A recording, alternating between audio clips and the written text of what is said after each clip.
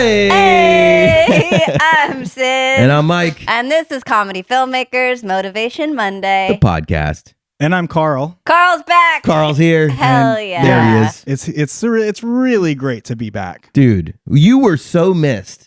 I haven't listened to those episodes that you put out that I wasn't on. We haven't put them up. Okay. But we did a lot. We probably did a 30, 40. How many did we do, Sid? We were on a roll. We were on a roll. I can't wait to give them a listen. So as of right now, while we're recording this, they're not out. But They're by the out. time this is out, they'll be behind this one. So Well, if you want to check them we're out, still contemplating putting them out, but we'll see. We finally, you know who we had in your chair? We finally got a hold of him. Rob Schneider. We had Rob Schneider. It was crazy. Yeah. Well, it wasn't. We didn't do the chair there though. We had to bring in a fucking kiddie pool. It was in his rider. He was in his rider. I feel like I would look better in a kiddie pool than on this freaking chair. Sorry, we haven't gotten you a new chair yet. I I need know. something ergonomic. We had to bring in a 20K light. For anybody that doesn't know, that's a big light. We had to bring in a 20K light. We had to get electrical service in here just for that light. And it shined on him while he was floating in the pool on a raft and he had his shirt off. But it was good. I mean, he's on it. He actually did. He did 20 of the 40 episodes with us. Yeah. But the thing is about those episodes, it was definitely more quantity over quality. And so now that you're back, we're getting the quality back up. The quality's back up. Yeah. I love that. Well, I'm proud of you guys for doing that and hanging extra lights for the pool and stuff. That's filmmaking. Yeah. And you're on Comedy Filmmakers Motivation That's right. Monday. This is the podcast where we, the comedy filmmakers, really the only ones in New York, are making, maybe in the whole of the United States of America. Probably. Yep. Maybe even the whole world. I don't know. Across the universe. It's just I have to us. ask the Beatles about that one. Listen, this is a show where we talk about our process as creators. And I don't know, that process is kind of in flux right now. Usually I'm talking about how we're pitching a show to sell to TV, but we're not doing that right now. And there's a big reason. And it's something that you may have noticed that we're a little more loose with the show. We might be sounding a little bit more like we don't know what's going on. That's because this is our first time to do the episode without a script. Yeah.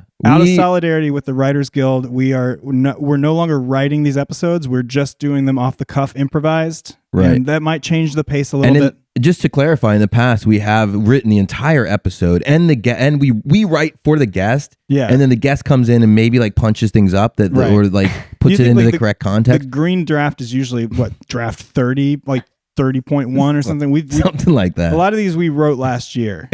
And we just we brush up the jokes to be a little more current. Yeah. But not this week. No. Because Yeah, this week it's all improv. We stand with the we have no script. We stand with the Writers Guild of America, and we are just winging it. Maybe we should talk to somebody from the Writers Guild a little later in the episode. Oh my gosh, that would be such a good idea. I like that. Let's do it. I'll make a call on the break and we'll see if we can get them out here. So, Carl, how are you? I'm good. You need some motivation today? Like, what have you been up to? I will put it this way. I have complained in this segment a couple of weeks in a row about not having time to write and not writing, and I wrote.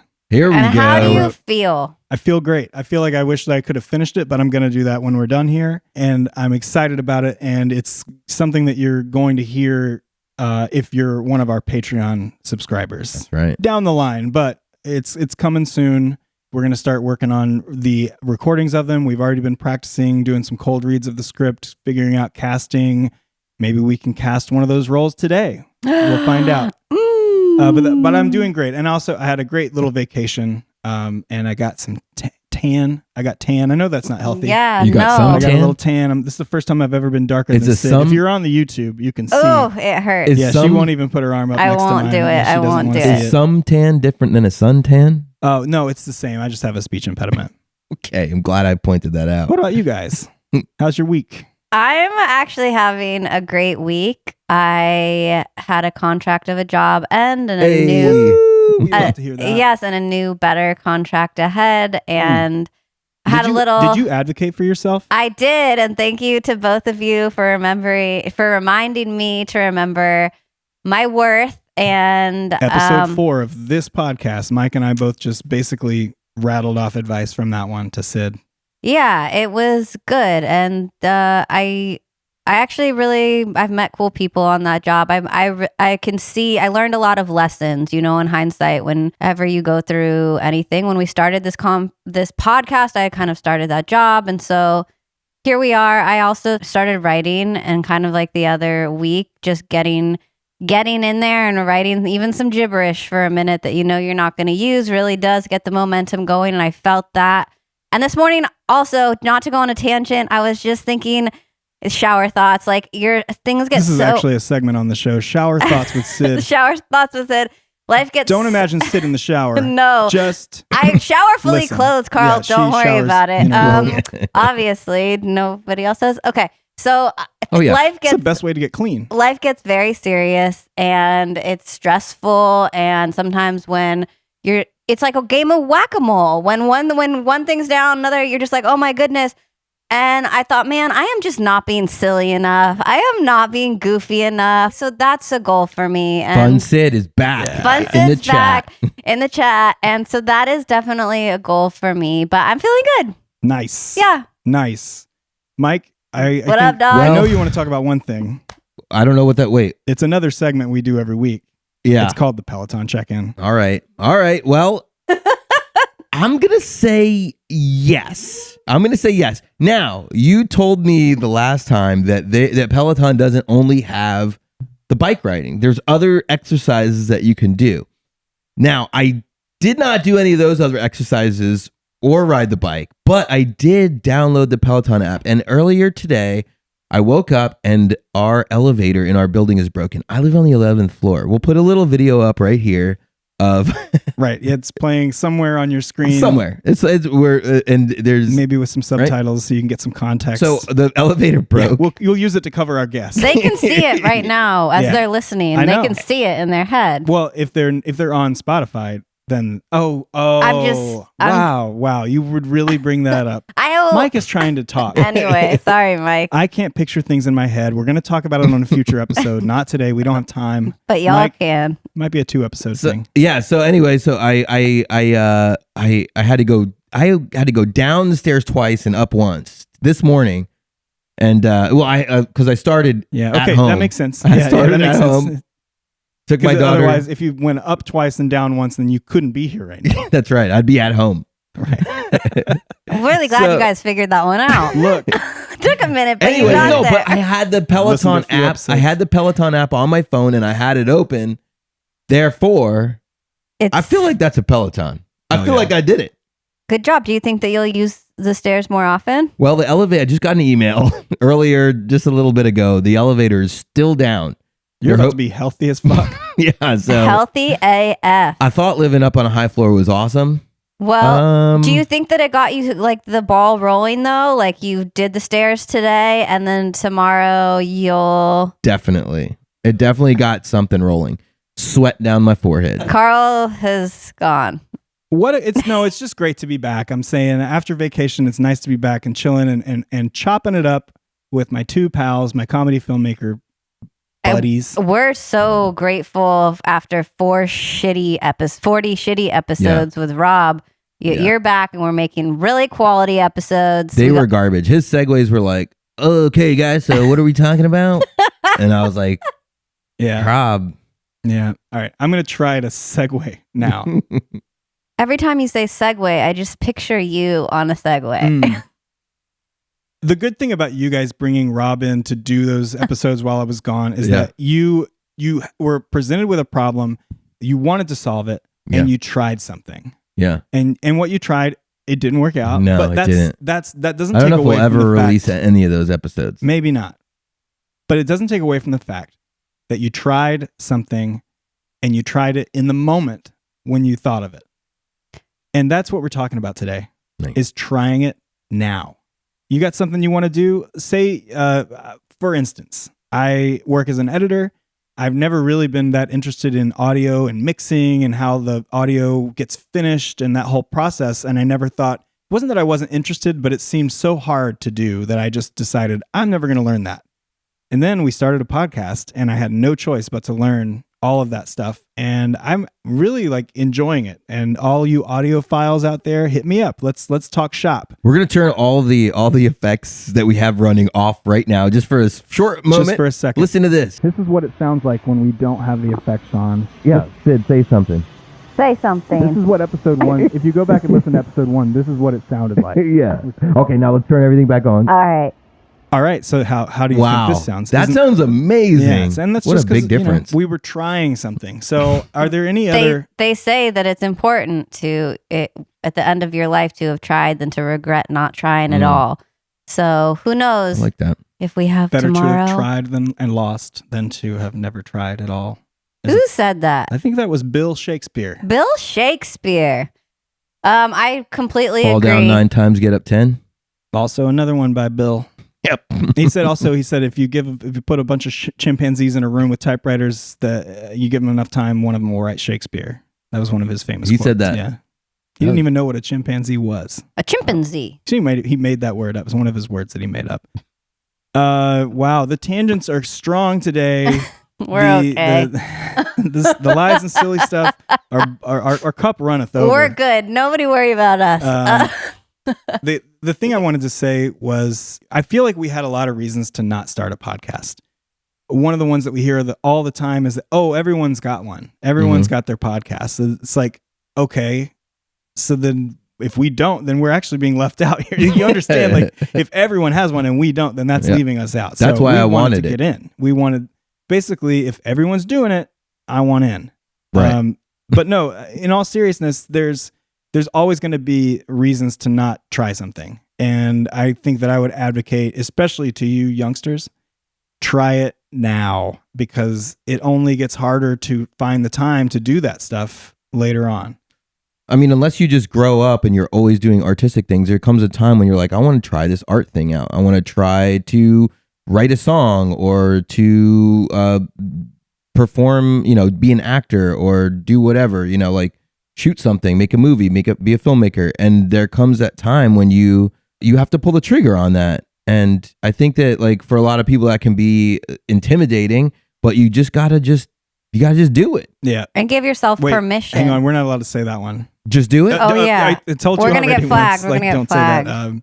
But we're gonna get flagged. Isn't that the topic today? Yeah, but Try it. It's actually really good. That actually is a really good like kind of catchphrase. I like it. It's got a good ring to it. It's been trademarked by Shia LaBeouf. Oh, Shia LaBeouf said, "Just do it." Yeah. Oh, Yeah. And he screamed it. Yeah, Yes. yeah, but even screaming it counts. And we got a letter Apparently. from his reps. Yeah, I just got specifically- an email just came in Yeah. from his reps because we were out to his reps. Remember, we were out to him, Right. and so now that the everything's shut down, his reps have time to look at the emails that we sent, all those scripts and all those just pictures of us looking sad. And also when you try something, for me, it takes a little pressure off. You're just putting your toe in the You're just water. You're what? just dabbling. It's true. It's true. That's a good point. It's almost like that sort of just write something shitty just so that you can rewrite it. It's Right. like this is like the global version of that where it's like try anything. Yeah. And giving Yeah. yourself permission, because I think we get stuck in these lanes and we pigeonholed in these areas. And then we think, oh, I'm not good at that, so I can't do it. It's like, no, you're allowed to try different things throughout your whole life and start now. Why not? And Yeah. I would say I would encourage people who are saying like, well, I'm not good at that. Just change that language and say either I'm not good at that yet or I would like to be better at that. And breaking things down into smaller bits, right? So instead of just, I'm going to do the whole thing right now. No, I'm going to do 2 minutes today or whatever it is, 5 minutes, and breaking that down into smaller bits. I want to try something right now. Oh, here we go. Yeah. I want to try to take a little break. Wow. Let's try it. You are taking a break. Hey, thanks. So how does this work? I'll just push this button right here. Did you or anybody you know watch a video in 2015 starring Shia LaBeouf against a green screen? I definitely watched that video. And I watched it too. Did it influence you to just do something? I was doing everything. Yeah, I wasn't doing anything, and then I saw that video and I did something. If you or anyone you know was injured In 2015 or after, due to watching a video by Shia LaBeouf called Just Do It, you may be entitled to damages. A 2017 class action lawsuit is starting to wrap up now here in 2023. Shia LaBeouf has a lot of different pants, all right? And we all are entitled to those pants, okay? He's got a lot of pairs of pants. We're going to sue those pants off of him with this class action lawsuit. New York's only pants attorney. give us a call here at Goldsmith Lawyers Associates and Dinglehop. We are the #1 representation for legal problems that Shia LaBeouf is having. Hi, I'm Carl Dingleshop, and if Shia LaBeouf has caused you any damages whatsoever, you just come on down, and we'll straighten you out. Yeah, after I watched that 2015 video, Shia LaBeouf telling me to just do it, I got in an auto accident right after. And it permanently injured her throat. As now she constantly sounds like she needs to clear her throat. I'm Sid's brother, and I want to tell you, this has changed her life for the worse. She's not able to do podcasts effectively anymore because she's constantly gurgling through the phlegm. Thanks a lot, Shia LaBeouf. You just did it. I didn't just do it. Oh my God. What do I do? What about my voice? Oh, are we still in the ad? We're still in the ad. Oh my God. How do we get out? Wait. When I get compensated, then we can get out of the ad. Does anybody have a settlement that we could give to Sid so this ad can stop and we can get back to the podcast? My wallet's right here. Hang on. Sid, in the case of Sid's voice versus Shia LaBeouf, you've been awarded $4. And we're back. Oh, Okay. thank God. Welcome back. Welcome back. And I love our sponsors. I feel like our sponsors, the copy for the ads for our sponsors has gotten better and better over the last few episodes. But I want to maybe shift gears. We should Let's do find it. out who wrote that ad and get them on the pod. You know what? He's here today. Yay! He's an actor and a writer and an improviser at the former and future Upright Citizens Brigade in New York. He and his collaborators did the impossible and sold a sketch comedy show. It's on Netflix now, and it's called Astronomy Club. This is Ray Cordova. Hey. Hi, Ray. Hey guys, thanks for having me. I'm We're so excited you're here. I'm really happy you're here. I'm a big Shia LaBeouf fan, and I'm very offended. Okay, let's talk about that. I feel like we should definitely... I'm not really. That was a bit. I'm not a big. I I respect actually Shia. am, and now I'm Okay. offended because I when people pretend to be a fan of Shia, like it really... I don't know. Because when I was growing up, a lot of people pretended to like Shia. Mm. Yeah. So we just got an email that if we talk about Shia anymore, he needs to be compensated for this episode. Copy We that. could pay him. You got that $4. We got $4. Yeah, We got all right. $4. Let them know. Hi, Ray. Thank you for coming. Thank you for having me, guys. We were just trying out some bits because we were motivated by you talking about just trying new things. I mean, that's the first step. You tried that bit, and you might feel a way about it, but just keep trying that same bit over and over again until you're like, "That's it. We've mastered this." We're going to do that. Yeah, we'll do that. Yeah. We'll do the pants. They did that with Beavis and Butthead. Yeah. And it worked.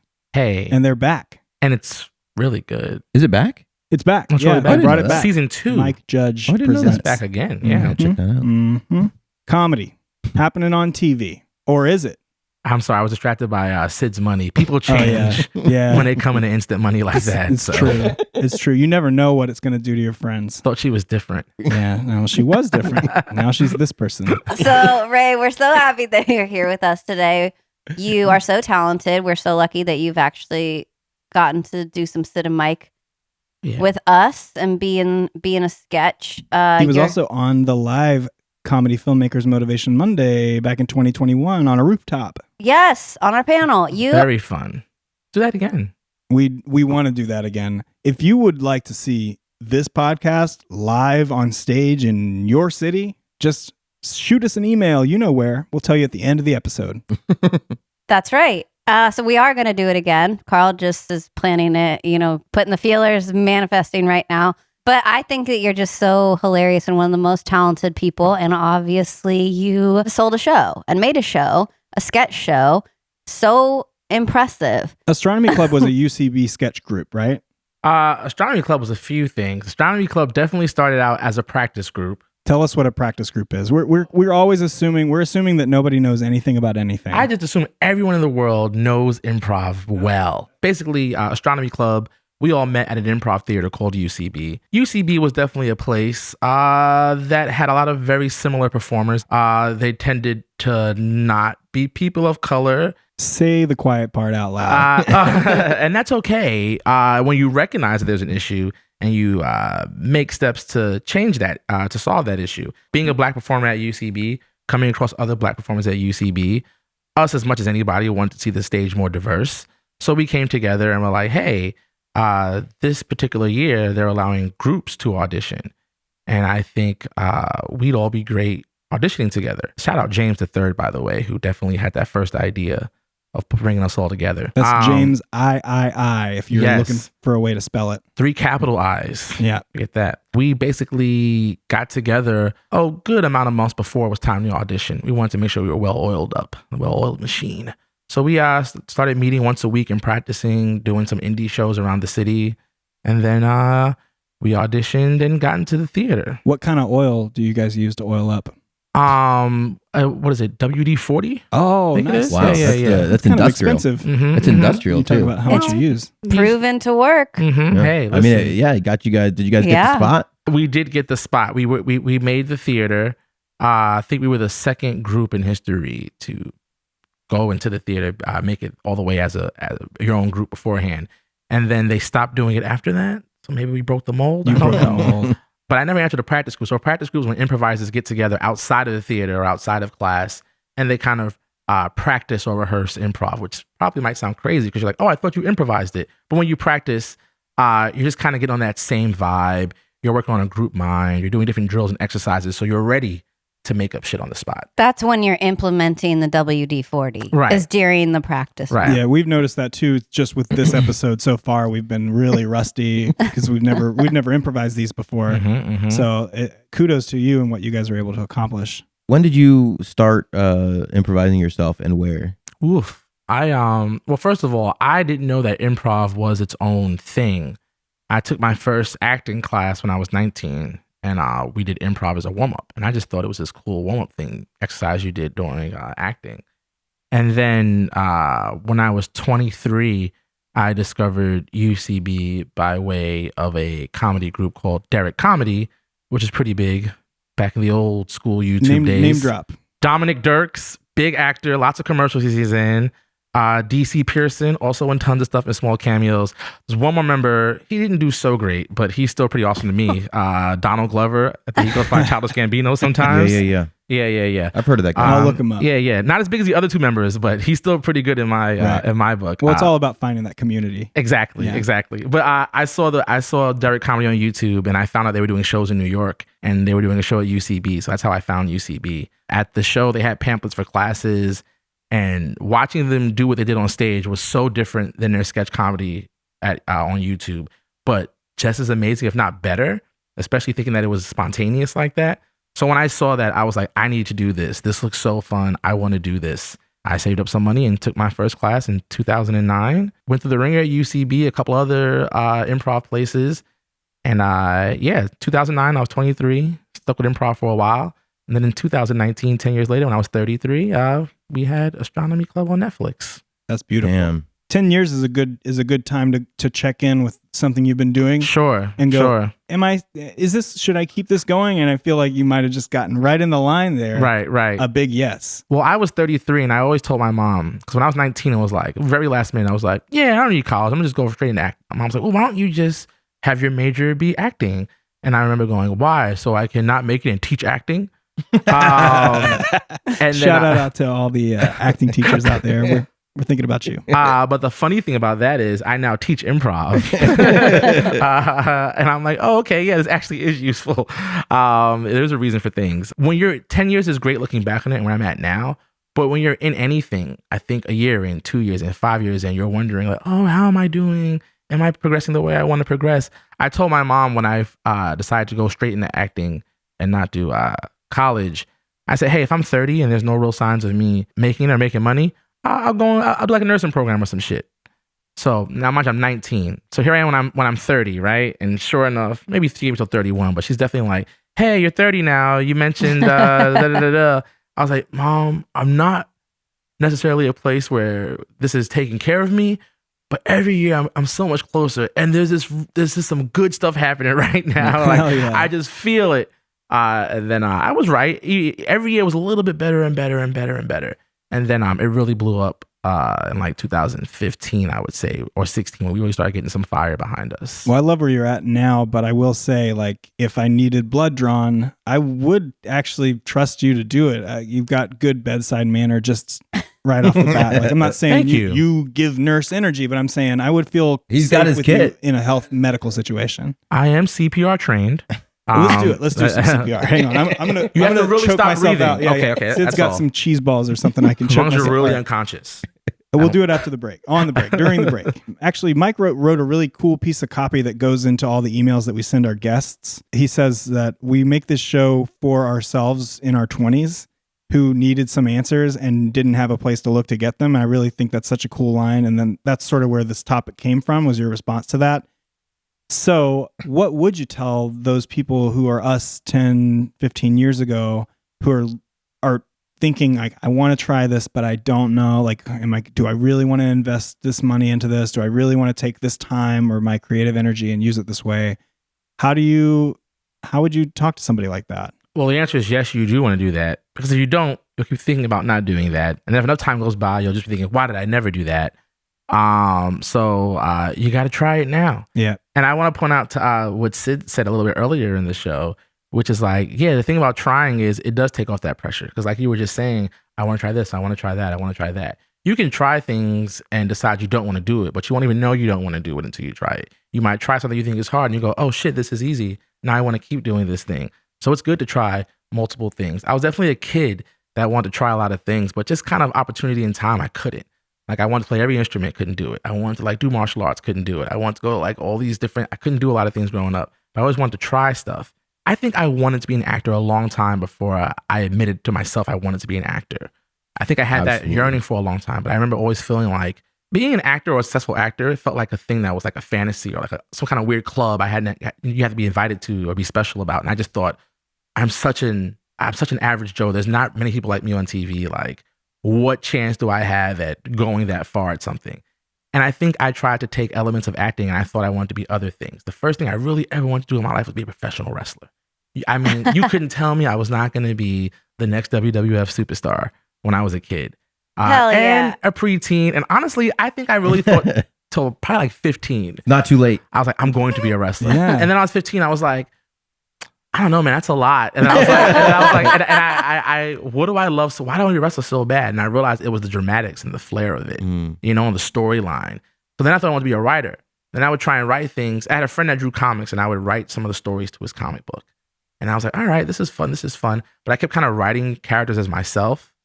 And then I was like, I think I just want to be an actor. I think I want to be things that I want to perform and do all these things. And I always felt like I had a knack for being funny. I love making people laugh. So I was like, oh, I want to be an actor, but I think it's impossible. So I'm not admitting to myself that that's what I want to do. And then I finally admitted it to myself. And then I tried it out. It's so funny. When I first started doing acting, I was doing more dramatic things. Even like the first few plays I did were dramatic. But every room I was in, people would say, oh, you're so funny. You got to do something with comedy. And to me at the time, I just thought comedy was stand-up.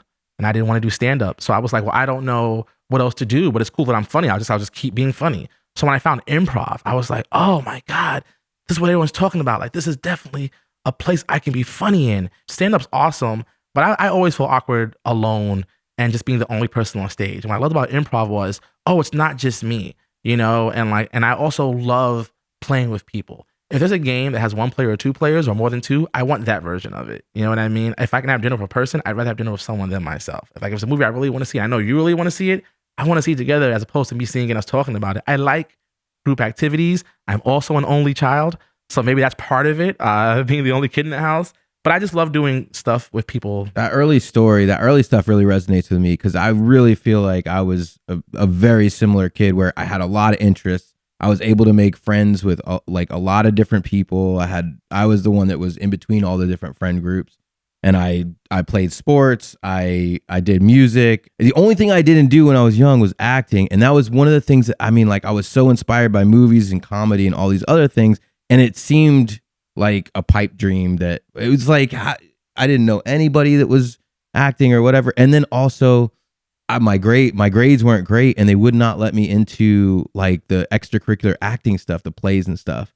And they could have used that as an inspirational tool for a youngster and been like, tell him Right. how we'll to let do you it. in here, but you got to get your grades up instead of like keeping me Right. out of it. It would have definitely been a great motivating tool. Anyway, I feel like I was a little bit later to the game because I moved to New York and I was trying to be behind the scenes.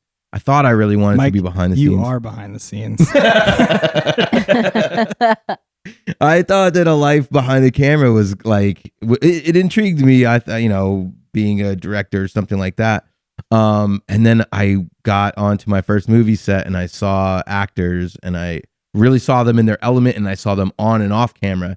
And I was like, that's the kind of person I am. That's like me. And so I enrolled in acting classes like shortly after, and I was right.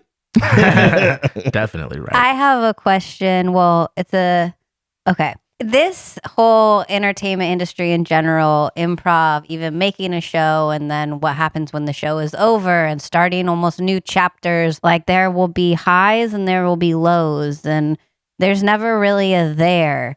How do you deal with that?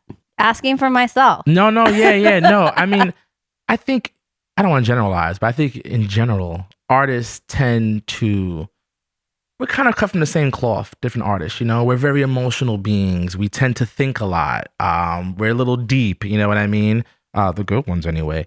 One thing I think I would tell my younger self, and especially when you're young, all the hopes and dreams and things you want to strive for, I think I would just be like, it's so cheesy, but I wouldn't use these words, but I was going to say enjoy the ride. It's about the journey. It's about the ride, not the destination. But I would say it in a more, relatable way. But literally like, have fun with this. Everything you're doing and you're having fun, you're building something. You're building your art. You're becoming better at something.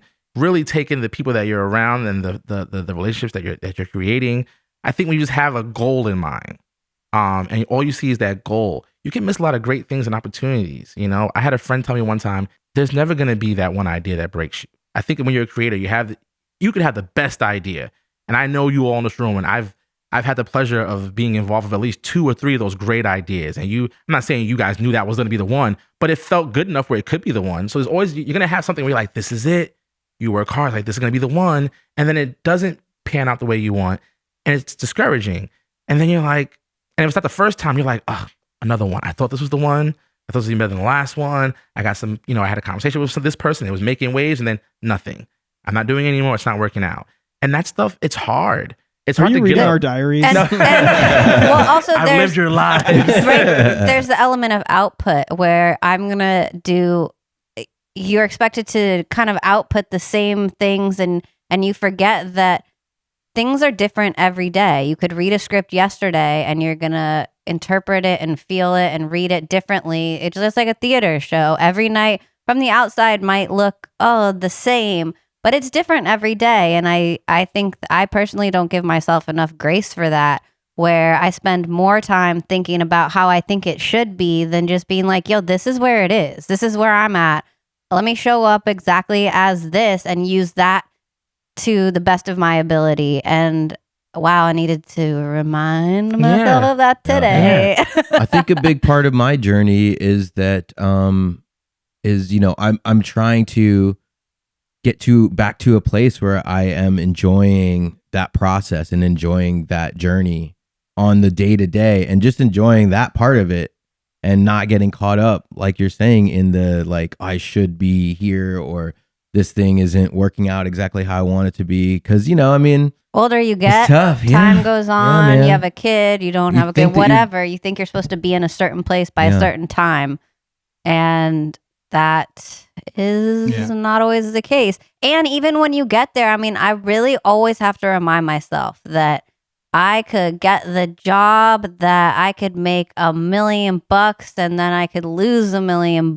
And like, it really is, there is no constant, there is no guarantee in anything. I wanted to ask, so did you move on to do sketch, or were you doing sketch at the same time? Because Astronomy Club is sketch. You wrote sketches and filmed them, and we're going to get into how that all worked too. But did you move into sketch, or because I've heard that there are warring factions at UCB between improvers and sketch artists. Can you provide any? There are factions in everything, right? There's definitely factions at UCB. and probably I would say probably most theater institutions or institutions in general, whatever battling or warring is happening between the two, they still come together almost all the time because those sketch writers need those actors, and usually the improvisers and sketch writers come together like on shows like Maud Night. Sketch writers will use improvers as they're thinking of improvisers as actors. Usually, especially at like places like UCB. Okay, interesting. Most improv theaters also have sketch performances, and usually the actors in the sketch performances tend to be the improvisers. There's people who do UCB listening to this episode going, oh God, stop talking about shop. I want to hear the real stuff. How did he get this show? Should we get into that? Yeah, I want to definitely hear about that because like I know that one of the what we were talking about earlier was just like, you know, not feeling like you are where you want to be, right? And I think that one of the reasons for me personally is that my favorite place to be is in production on something that we have worked on together and collaborated on. My favorite place to be is on set and shooting stuff. And so like, you know, when you're doing everything yourself, that can be a tall order because it's expensive and finding the time and making the time and all of those things. You know, it can start to add up. So like, I want to hear how amazing, like, or what it was like to be able to really like write anything and then like produce it and get it to that place where it was like polished and I mean, your show is so amazing and funny. Thank so you. First of all, so I had a lot of help. Yeah. There were 8 of us. And I don't want to say never, but I definitely didn't have the mindset of I want to be a writer. I definitely was like, I want to perform. I want to be an actor. I want to be a comedian, but I don't want to write. When I started taking improv classes in 2009, and you know, YouTube hadn't been out that long. That was the end, I feel like, the era of, wow, you're really funny. You're going places. Now in the world of comedy, you can't just do one thing. Unless you're like the golden goose, meaning like you're that person. You're the next big stand-up. You're the next, like you're just the best to ever do sketch. We're all going to have trouble naming one from right now too, because I think what you just said is true. You do have to kind of do like, it all. Yeah, Richard Pryor, you know, some of his stand-up, a lot of his shows, you know, he had Paul Mooney helping him write. And that was how it was back in the day. You have a great performer and a great writer behind them. It's kind of still that way sometimes now.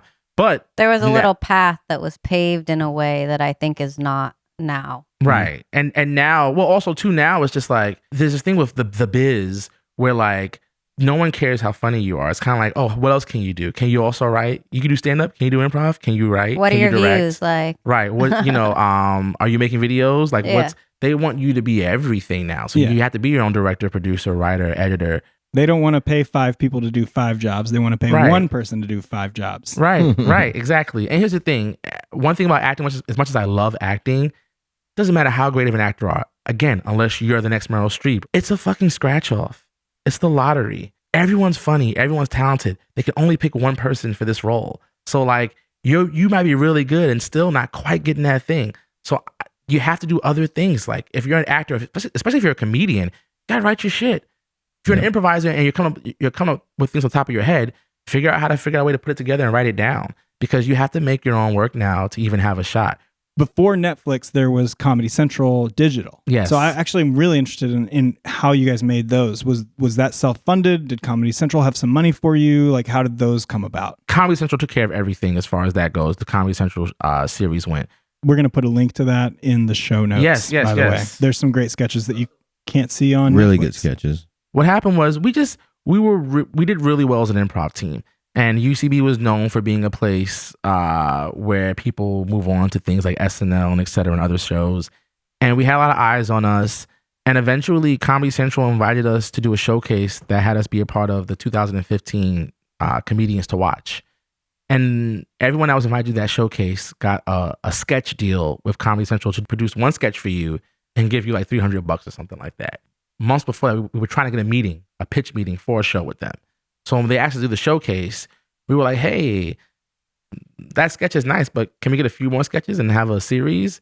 And they gave us a pitch meeting for a series, and they loved it. And they were like, you guys are great. And we're a big group. There's 8 of us. And I think it felt like 8 producers in that room. So there was like 6, we're at the biggest table, all these chairs. It was a very big room.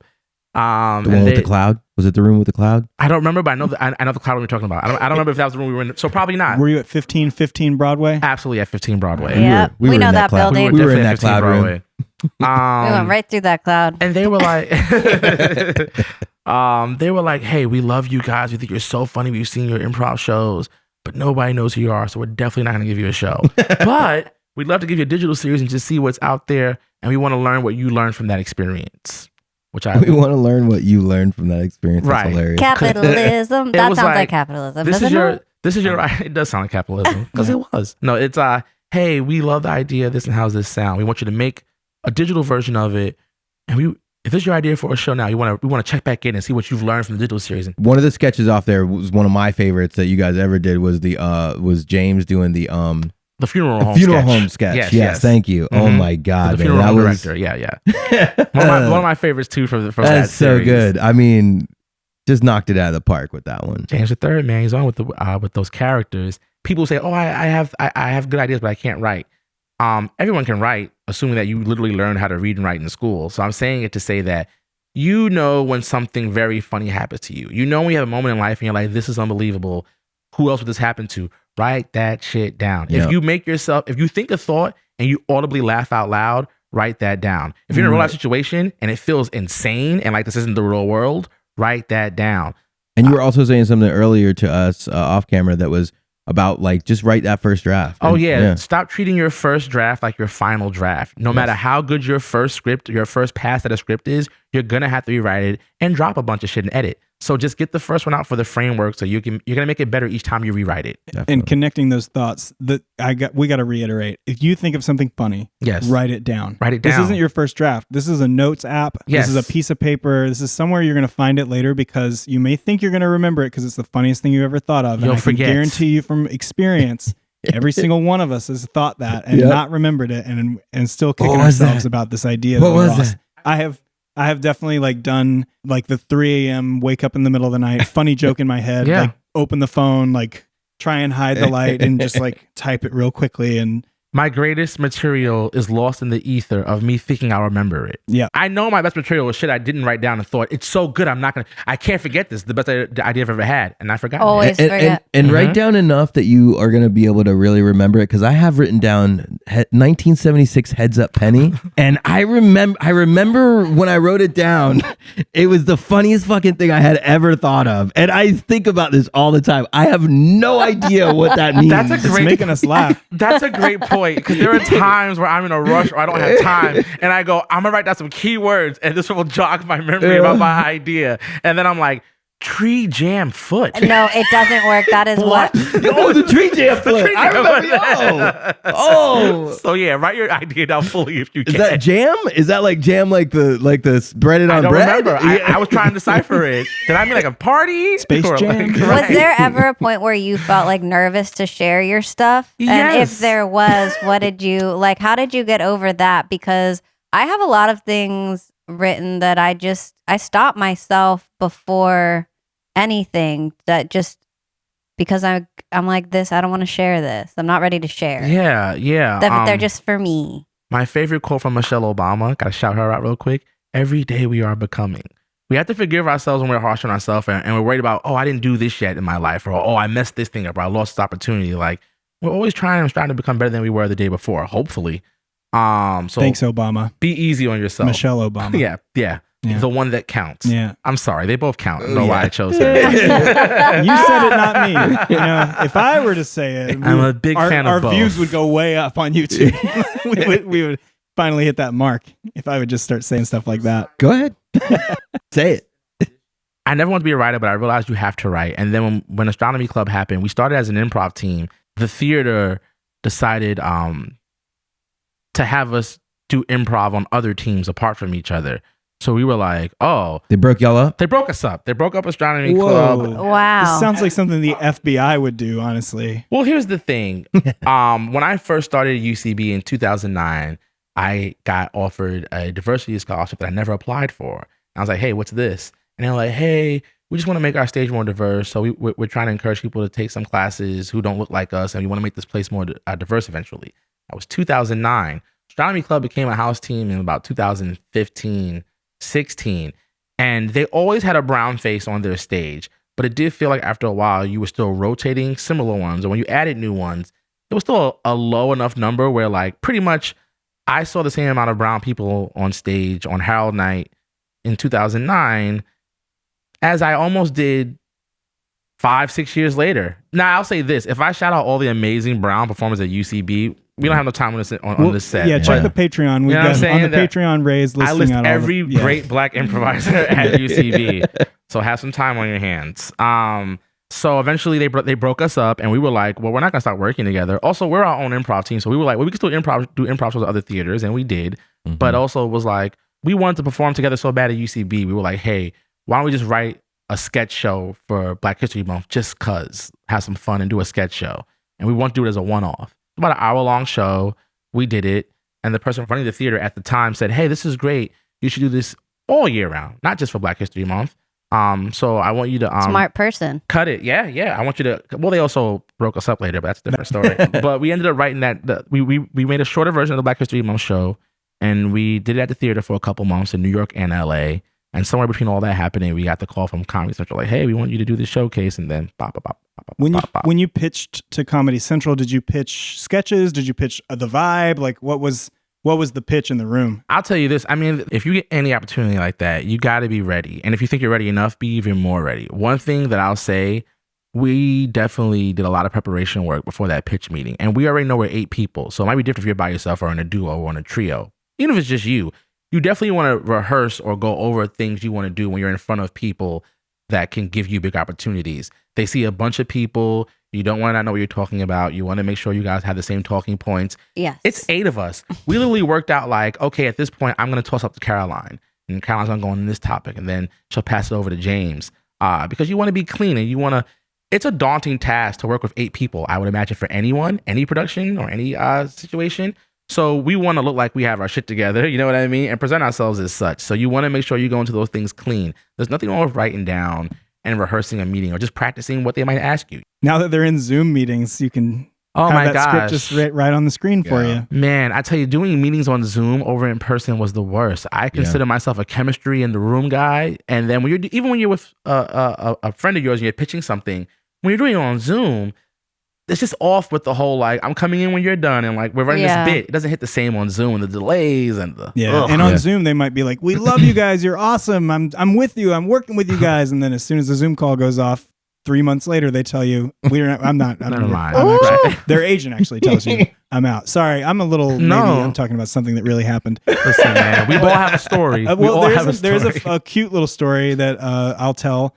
Is that Ray actually got us into a meeting with a huge producer who produces a lot of sketch comedy for TV, and we weren't ready. It was it was really much more like, oh, this is a general, we know. Yeah. And then we were like asked to pitch, and we were not quite in the place. If you think you're going into a general, prep for a pitch, because they might just say, I like you guys, let's hear the pitch. And then suddenly you're like, well, I wasn't prepped for that. Right. Yeah. So we're not working with that person, but it's okay. But every day we are becoming. Every day we are becoming. That's all. Rejection is protection. Like, we're good. We're still on the path, on the way. For getting us that meeting. Yeah, of course. And making that contact. And I do think that we're also projecting a lot when we talk about how that meeting went. Yeah, it's all good. That meeting actually went really well. It wasn't. Just we just weren't ready to pitch. Our pitch wasn't ready, and we could have been like, "Hey, we want to come back and pitch you." So if you're ever not ready, you can always. I think it's probably fine to be like, "Hey, we actually were not prepared to pitch in this meeting, so we would love to come back and talk to you and pitch again." We learned a lot last year. Yeah, we are still learning a lot every day. It's hard. It's hard to like celebrate small victories when you haven't gotten the victory that you know is on the way that you deserve. But I mean, I've known you guys for a while, and I know you've met with plenty of people throughout the years. But like, I remember a time where I used to always think, I had friends who had auditions. I bet, man, I can't wait to get an audition. All I was doing was reading backstage and Craigslist back in the day, because that's what we had back in the day. You know what I'm saying? Mandy.com, yes. Mandy.com for sure. I did a Mandy job. Playbill.com, Casting NYC, Casting Network, you know, all the things. Oh, man, the archives. Right, going through it. Then I finally got an audition. Then I had friends like, oh, yeah, I had like 3 or 4 last week. I was like, oh, my God, you get more than one in a week? Like, oh, shit. Like, And I always just wanted to be like, oh, it must be so cool to have a manager or get called in more than once a week. And then every time you enter that phase, it goes into the next thing you're not getting. Well, now I'm not getting booked. I'm getting auditions, great. But now I'm not booking, so what's the point? They're just seeing me, then I'm not. But it's cool to have a pitch meeting. And it's cool to have a pitch meeting with someone that's done great things and won a bunch of awards and has accolades. Like, you know, so even when we were doing astronomy club and stuff, getting the meeting itself is validation. Yes, that's what I'm Totally. saying. And you We have to definitely- recognize that validation. Yeah, take that moment. For that. We took a leap from taking meetings of like, keep doing what you're doing, to taking meetings of, you guys are awesome and you're definitely like ready to make a show, but we're not the home for you. Yeah. But, And then we had that one meeting where it was like, yes, this is it. Oh, We're man, going to you do it. guys- We're This going is to the do it. moment. And then we're it gonna didn't move happen. on from that That's in how it 20 is, man. It sucks, man. in That's how it is. I'm sorry, 2025. I guys. feel One day It's we'll coming get over now. it. But I It's had coming. that It is same coming. that story that you were telling about auditions. I had that same thing a year before we were pitching our show in rooms. I was having all these friends who were pitching comedy shows, and I was listening to stories about, oh yeah, I had this pitch and we had this meeting with them. And I'm like, man, I really want that. And now we've got that. And like you just said, it's like, now I want the next thing. I want it's a the- mirage. Life is a mirage. Didn't you know that? Haven't we learned that yet? Hello. If there's one It's true. takeaway. There is no destination. Right. There is No. only the Are we journey. wandering in the desert And right you now? keep thinking that you're really close. You keep thinking that it's right there. I mean, so I always thought, like, I think in my mind, I was like, you know, you want to do comedy, or I decided I want to do comedy, and I was like, you know, what is success? And I was just like, man, if I could be on TV, if I can get my own show, like, that's it, man, you made it. So now, like, I have a show on Netflix, and I was like, it came and went as far as it got canceled, but it's still on Netflix, obviously. But I remember being like, oh, it's the same thing. Now it's like, oh, I want another show. I finally got a show. I thought as a kid or a teenager, that's my lifelong dream. I got this show. That's not it. You know what I mean? That's one step in it. We could probably talk about this stuff all day and night, and maybe we'll get an opportunity to do it again. Would you come back and do the show? Oh, yeah, absolutely. We can do a part 2, baby. Is that how that works? If you want people to find you on the internet or in the world, where can they find you? I don't. So let's move on. No, I'm kidding, obviously. You can find me on Twitter at Complex Cordova, Cordova being my last name, and on Instagram at The Real Ray Cordova. I have 2 Instagrams. I have to get rid of one. I always kind of forget I have the other one until like I meet new people and they accidentally follow me on the old one. And now I'm starting to teach more and students are following the wrong one. And I'm just like, I need to get rid of this thing. We are getting to that place in the show where we do fake pitches. Sasha, our producer, is going to spin that wheel. Oh, here we go. It's Oh, spinning. there it It's is. spinning. The wheel it spins and where it stops, nobody knows. Oh, ChatGPT. Will you do the honors? 2 random All right. words. You guys ready for the 2 random words that ChatGPT just told me? Absolutely. I'm ready. Penguin ladder. Penguin ladder. Penguin ladder. Ladder as in LADDER, the thing you climb, not ladder as in the thing that I said after the first thing that I said. Okay. 30 seconds are on the clock. We are doing different pitches for different bitches today, so everybody gets their own pitch. It doesn't have to be called Penguin Ladder, but it can. And as always, the guest has 1 free pass that they can use at any time to not have to pitch. Just 1 pass. Penguin Ladder is a children's book. It's a pop-up book. And yeah, so there's 2 penguins. It's Flossie and Flo. And So far, so good. Yeah, Flossie she's sassy, you know, she's a sassy penguin, and Flo just likes to like chill and go with it. But Flossie is like, you know, oh, we got to get up these slides, and they bring their own ladder. So the book takes place in the North Pole, of course. And Flo and Flossie and Flo, they're just 2 single ladies that now they're roommates, right? They're telling the rest of their penguin family that they're roommates, but in actuality, these penguins are together, right? Oh, Right. They're sort not of like actually Ernie and Bert. yeah, exactly like Bert and Ernie. Sorry, Bert and Ernie. Yeah. So anyway, so their whole lives are just revolve around climbing these ladders and going down all these little chutes. And the other penguins are like, hey, it's time to have like a penguin to lay some eggs and do this. And so Penguin eggs. yeah, some penguin eggs. There's actually a 3rd penguin that they sit on. That penguin gets eaten by a seal. It's tragic. Oh, It's okay. tragic. All right. So Flo and Flossie adopt this penguin's egg, and they sit on this egg and they raise this egg together. And then that baby, his name's Ladder. Oh, Beautiful. got it. Because they had That was the That was- longest. It was a long elevator ride. No. Oh my gosh. You got comps for that?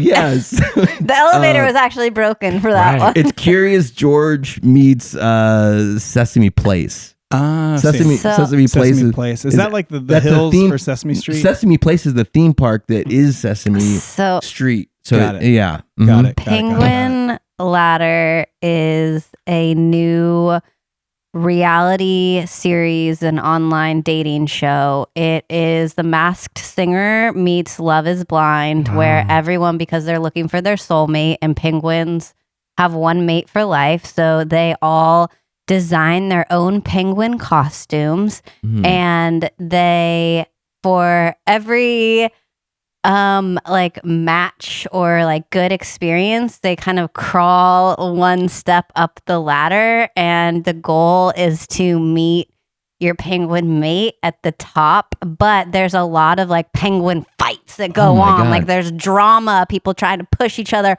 off the ladders, and people trying to like break ladders and stuff. Is this like a collaboration with the WWE and the Masked Singer? Oh yeah, it also has some the warrior ninja vibes to Oh, wow. it. It's got a lot going on. Yes, Okay. but I'd watch. it's Sounds good. Anyway, that's it. Nice. The Penguin Ladder. Love it. Find your love today.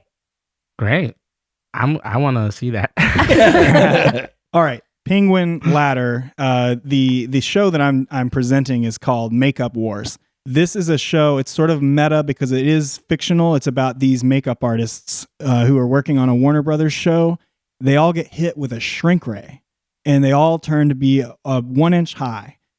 And because they're all 1 inch high makeup artists, they have to use these ladders to climb up Colin Farrell and put his prosthetics on for his show. Oh my God. So it's sort of like pretending to be BTS of his new show coming out on some channel, HBO, where he plays the Batman villain, the Penguin. And these makeup artists, they climb up the ladder, and sometimes like that climb, sometimes an entire episode, they're an hour long, and it's a drama. You've seen the episode of Game of Thrones where they have to climb the wall in the north, and they're fighting off zombies and weird dragons and stuff. This is that, except it's in the real world, so they're fighting off like dragonflies. It's Honey, I Shrunk the Kid Yes. meets the climbing the wall episode of Game of Thrones, Amazing. and Colin Farrell sitting in a makeup chair. That's incredible. Wow. And we got him for every episode. And at the beginning, he's Colin Farrell, and at the end, he's the Penguin. At the beginning, he is Of Colin every Farrell. episode. Of every episode, the makeup gets done. Wow. Or does it? Yeah, and it's called Makeup Wars. Love it. I'm here for it. Love it. That was awesome. Bear with me on this one, all right? Okay, here we go. So here's the thing. We're gonna see 3 generations of a penguin family. Okay, it's gonna start out with penguins how we know them, our concept of what penguins are nowadays. Mm-hmm. And I don't want to give away too much. Something happens where they evolve rapidly, and every generation, the next generation following the first one, is more evolved than the last generation. Oh my gosh. And by the time we get to the last generation of it, we've basically, how do I put this? Think of it as Menace to Society meets Succession. Now, the Oh my Menace to God. Society part's more the original way we know penguins. You know, they can communicate amongst themselves, but still penguins. That's So not how I see penguins. a lot of okay. I know a lot of penguins that I'm very good friends with, and I don't see them all as menaces to society. Well, the thing is, this family had it hard. Particularly this penguin family, they're humble but rough beginnings. They did things that they weren't proud they had to do as They penguins. grew up in the South Pole. The South Pole. Okay. The south side of the South Pole. Okay. This So it sort was of reminded real. me of Snowfall. You know what I'm saying? Hey, listen, it's that lifestyle, but in the penguin world. That first iteration of We it. got a lot of snow up there. There's a lot of snow. Yeah, Caps of them. the white stuff. Right. And that white stuff, we get to that by the time where they're in their final evolution. Now, these penguins, they've evolved to a point where they came from living in snow to where, they're snorting coke. Yeah. And they're handling a lot of money. This evolved version of a penguin, they're doing well for themselves. And it's like, and the family is like, hey, have we lost who we were? Like grandpa had a time where he was fighting over fish and like what part of the iceberg to be on. And now here we are walking and talking with humans and we're fighting over billions. Yeah. And it's just a lot. It's a lot. But what I'm thinking here is humans want to see the worst of society, but they also want to see that real rich lifestyle that they hope to have one day. But people can't handle seeing themselves. So you give them a little cutesy thing. You see what I'm saying here? So it's penguins, and you're like, oh, this is cute, and it's silly because they're penguins. But when you're done watching, you're like, I learned a lot about society and myself. Penguin ladder. The ladder of success of penguins. See what I'm saying? Penguin ladder. You're not rich until you're penguin rich.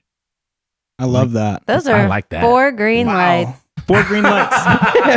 These are all It's crazy. Well, and here's the thing. I will say this. We did get the green light. We are going to wait until the strike is over to make these shows. Yep. Mhm. So, hopefully by the time that this airs, everything will be done with. All the writers will be rich and be driving Corvettes and Ferraris, which is what they want. We I have didn't one even question. get into Does that. science exists for these to rapidly evolve penguins? See, I didn't want to. I mentioned the part about not want to give away It's too much NDA. because I don't want it to be a thing where you pass on it and then you take that part of it and I Right. see it with like, oh, it's a rat race now that knows they're evolved because of that meteor. Is hitting there a fuck. rat race? You mean a also? penguin No, race? no, penguin race. Penguin But race. I'm He's saying his you would version. take his idea And of you could how do- they're evolving and then apply it to rats. Thank you, Carl. So I Yeah. can't tell you that part. If you want to make Oh, this shit. thing happen, That's where Master Splinter came from. Teenage Mutant Ninja Penguins. It's got legs. It's got flappers. 2 got little flappers. short legs waddling around. Why, that's got flappers. Wow. There's nothing left for us Flippers? to do here now. Flippers. except I think those are flippers. flappers now, baby. Thank you for coming. Thank you for coming to the show. Thank you for having me, guys. I would love to come back anytime. We love you. And Love thank you too. Thank you all for listening or watching the show. Cha-ching. Yeah. Well, I'm sure Yeah. there's a better way to end it, right? I want to ka-ching. Oh, yeah. But we- Can we have Ray do the ka-ching? Comedy Filmmakers Motivation Monday, the podcast, is a production of Dark Matter Entertainment and Phantom Strain Pictures. Our producer is Sasha Nonas Barnes. Our theme song is by Joseph Colmanero. Find us online on YouTube or Instagram at Sid and Mike, or email us at sydandmikenyc@gmail.com.